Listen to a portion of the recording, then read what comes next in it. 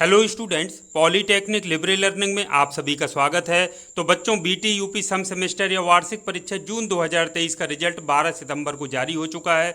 जिन बच्चों के अच्छे मार्क्स हैं या सभी विषयों में पास हो गए हैं वो बच्चे बहुत खुश हैं, लेकिन कुछ बच्चों की है एक या दो विषयों में बैक है, या कुछ बच्चों की ज़्यादा विषयों में बैक होने की वजह से ईयर बैक लग गई है, यानी उनको फिर से उसी क्लास में पढ़ना पड़ेगा दोबारा से, यानी पूरा एक साल बर्बाद होना। तो उसमें बहुत सारे बच्चे परेशान हैं, मैसेज करके पूछते रहते हैं, विशेष तौर से जो अंतिम वर्ष के जो छात्र हैं उनकी मान लीजिए बैक लग गई है, तो अब कह रहे हैं उनके लिए आगे करियर का दिक्कत हो गई है। जहां नौकरी करना चाहते थे वो नौकरी नहीं ज्वाइन कर पा रहे हैं, या गवर्नमेंट का फॉर्म अप्लाई नहीं कर सकते हैं, क्योंकि अब उनकी बैक लगने का मतलब है कि जब तक वो सब्जेक्ट क्लियर नहीं हो जाएगा तब तक आगे कुछ कर नहीं सकते हैं। तो आखिर इस केस में किया क्या जा सकता है? तो बच्चों, आपको पता है कि जब रिजल्ट जारी होता है तो उसके 2-4-6 दिन बाद स्क्रूटनी या पुनर्मूल्यांकन के लिए भी आवेदन मांगे जाते हैं। स्क्रूटनी और पुनर्मूल्यांकन का बहुत सारे बच्चे आवेदन करते हैं।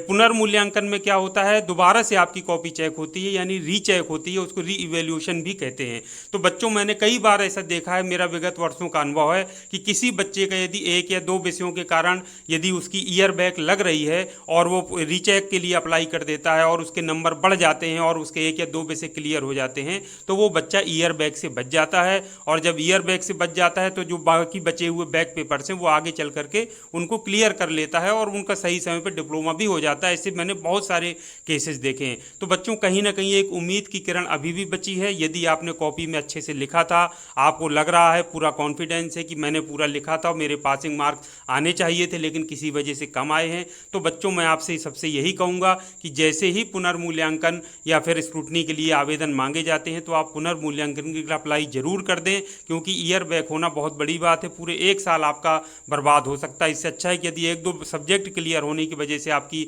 ईयर बैक बच जाती है तो आपके लिए बहुत अच्छी बात रहेगी। फिर आप और मेहनत करिए और वो सारे विषय भी क्लियर करके अच्छे अंकों से आगे चल करके पास होइएगा। तो उम्मीद करते हैं हम जल्दी से जल्दी की बीटी यूपी की तरफ से जैसी नोटिस आता है मैं भी आपको बता दूंगा, जैसी नोटिस की सूचना मिलती है। और आप तत्काल जिन जिन विषयों को आइडेंटिफाई कर लीजिए कि आपने अच्छे लिखे थे, कितने कितने नंबर की वजह से आपके कम हो रहे हैं, यदि आप उसमें पूरा गणित लगा लीजिए कि यदि ये विषय हमारे क्लियर हो जाते हैं तो हम ईयर बैक से बच जाएंगे। और यही अंतिम वर्ष के स्टूडेंट्स को भी मैं कहूँगा कि यदि उनका एक या दो विषय भी रहेगा तो तब तक उनको डिप्लोमा नहीं मिलेगा जब तक कि वो विषय पूरे कंप्लीट नहीं हो जाते हैं, स्पेशल बैक पेपर के रूप में देने पड़ेंगे।